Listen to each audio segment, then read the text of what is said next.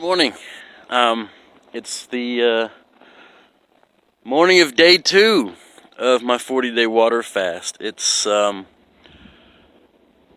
sun's coming up. It's around 7 a.m. or so on a Saturday. I think today is February 24th. I don't know. I feel fine. A little bit of stomach growling and some bad breath. It's kind of just normal stuff. My body is switching over from glucose and the glycogen that's stored in my muscles, and it's starting to just use that up, and it's a lot of times known as keto flu, and I haven't even close to experiencing that yet. So I'm probably going to feel pretty down next 2 or 3, 4 days when I switch into using my body fat as an energy source versus the stored glycogen in my muscles from the carbohydrates that I eat. It's been an interesting morning already. I've been up since like 3:30. I slept fine. I didn't need much sleep. When you fast, you really don't need as much sleep sometimes. I'm probably going to make a couple videos today, but I want to bring up the topic of fasting, what it is, what's needed to do a fast, and the details of it. So basically it's this. According to Dr. Alan Goldhamer of True North Health Center, which is a doctor that I follow, and I think that his science and his explanation of the overall health effects of it all are sort of superior. I'm not going to say that with blunt truth, because I just don't know better. And I'm not going to say something that I am very unsure of. And I'm unsure of a lot of things when it comes to optimal ways of health and optimal ways of fasting. So, to me, what I would suggest if you wanted to start water fasting is to start eating whole fruits and vegetables, probably a week to 2 weeks prior to starting a fast, especially if you're not used to it. This will help kind of get some of the toxins out, some of the bad stuff in your digestive system pushed out. So eating a nice diet of whole fruits and vegetables before you start a fast is going to be very beneficial. It's going to make the side effects way less harsh, because a lot of people experience very, very bad symptoms when they water fast.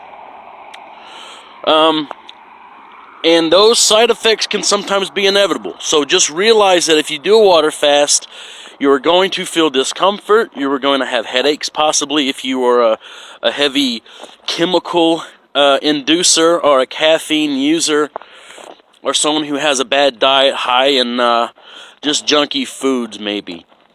You can also do another way to prepare for a fast by maybe starting more of a ketogenic way of eating, a higher fat, kind of get yourself keto adapted, more adapted to using fats versus glucose or carbohydrates. So that's a whole other discussion. But once you start your fast, doctors vary on their advice. So Dr. Alan Goldhamer and others, many other experts, would also recommend that you do only pure water in a state of absolute rest. And that's what I kind of follow. So, some light walking is fine, which is what I'm doing now. It's very cold out here in the lands of Texas, out here in the West Texas area. It's pretty chilly. So I'm doing a little walking. Movement is good. So when you start your fast, it's basically just water. Only water. Pure water. Pure spring water is best. Reverse osmosis or distilled water is going to be another wonderful option. Some doctors recommend only water, no electrolytes, no salts, no like pink Himalayan salts, nothing like that as far as electrolyte supplements. But your body's fine on only water, and you can do that for a long time, up to 40 days or longer. It varies. You know, I've never done a 40-day fast, so this is all new to me, and that's why I'm doing it, so I can learn and share with others. So when you fast, you really need to conserve your proteins and your energy, according to some doctors. Dr. Jason Fung, however, promotes a whole different way of doing things. More of a high-fat ketogenic way of eating, you know, before and after a fast. And the other doctors promote maybe a higher carb, whole plant-based way of eating, and other doctors promote more of a balanced way of eating between the two lifestyles. So all these conflictions can be very confusing to a lot of people, and I really want to struggle through this and understand these different ways of lifestyle so people aren't so opposing. I made a post earlier on a water fasting group that follows Dr. Jason Fung's way of water fasting and eating. And I basically said, hey, you know, I lost 300 pounds and I healed a bunch of issues by going the high-carb, whole plant-based route. And I believe through the science and the medical studies and all of these doctors, I believe it is far more optimal than eating, you know, the toxins in animal products and the low fiber. But honestly, I am very unsure, so I'm not going to be so obtuse and say that that is the way to do things. So there's two conflictions in lifestyles, sort of, and a lot of people. Our bodies run off of two fuel sources. So we run off of glucose, which is derived of carbohydrates. You know, fruits, vegetables, whole grains, beans, starches. Those get converted into simpler molecules, and they get broken down in the mitochondria and the cells and the ATP conversion and all that detailed stuff. And the way that works is there's a Krebs cycle, and it goes through different progressions to utilize that glucose so it gets utilized for different things, whether it's for immediate usage or it goes to the glycogen stores in your muscles or your liver. I'm really not super educated on the micro details of all that. I do have a little understanding of it. And then when you switch to the secondary fuel source that humans use, body fat, or ketone bodies, which is a byproduct of burning of that fat. So we run off of glucose or we run off of ketone bodies. And they can both be very optimal in a lifestyle that you choose to live by. They can both be very, very healing, both very effective in weight loss, and both be very high in energy if both are done in a proper, optimal way. And I think either way needs to be very full of whole plant foods because there's so many benefits of plants. So I made a post on this group asking about, hey, you know, I've done it this way. I want to learn more about the other way because there's conflicting ideologies about both.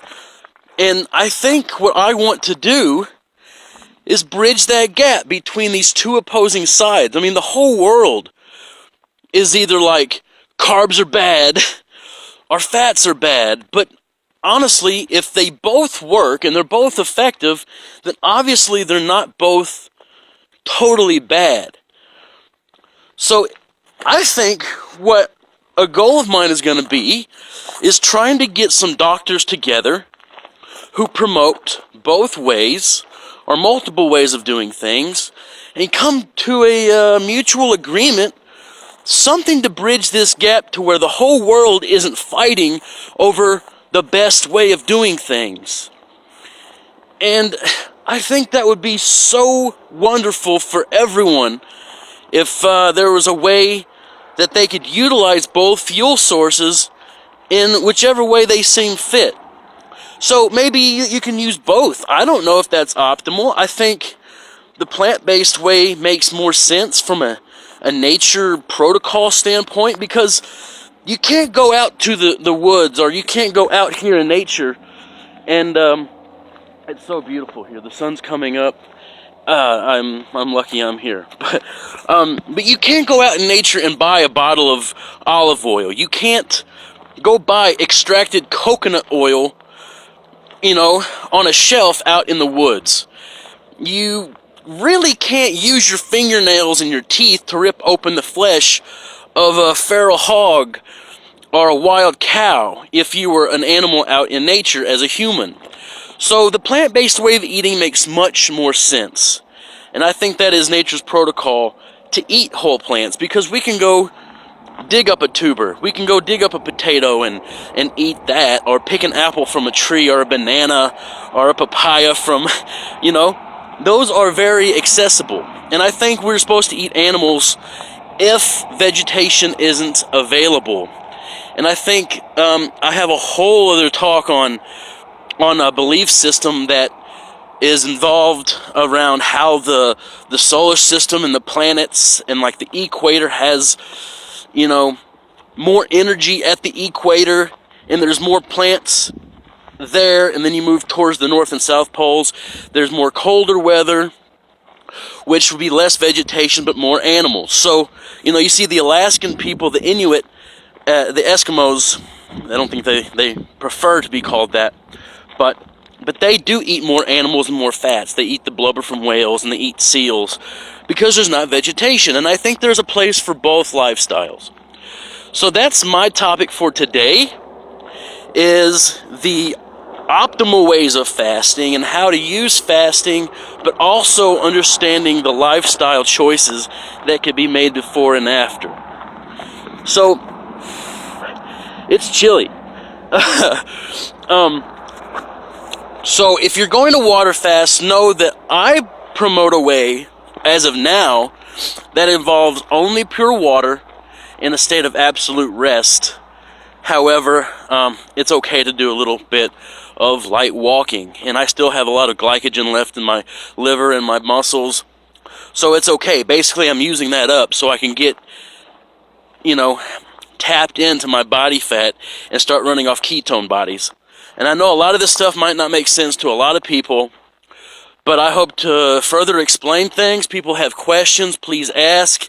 I have nothing but time out here in this church. The only thing I'm doing is focusing on this water fast and helping others understand it. And I'm going to be doing more learning and more reading and watching videos so I can kind of share what I learned through these videos. Again, I'm going to try to cut these videos kind of short, even though they're always 15 plus minutes long, but there's a lot of information. There's years of information that I have accumulated that I try to get out to others. So as you can see, I got a lot of energy, even though that I haven't eaten in over 24 hours. And that's the way it works. So just know that if you do water fast, please have the mindset of that you're going to be completely fine. You are going to be absolutely fine, because if you have body fat, you're going to be able to tap into that fuel source, and you're going to be well off. So I know I could probably say a ton more, but keep tuned in, keep watching. Today's Saturday, and I'm at the Church of the Seventh-day Adventist, and they have church on Saturdays, so I'm going to attend church. And that's something that I don't do. I'm not a religious person whatsoever. I am interested in all ways of life and all ways of religion and all ways of loving each other and taking care of each other, and that's what I am here to do. That's what I'm set out to do, is teach other people on different ways of living an optimal, healthy, wonderful life. So take care, everybody. I'll make another video probably this evening. Love y'all. See ya.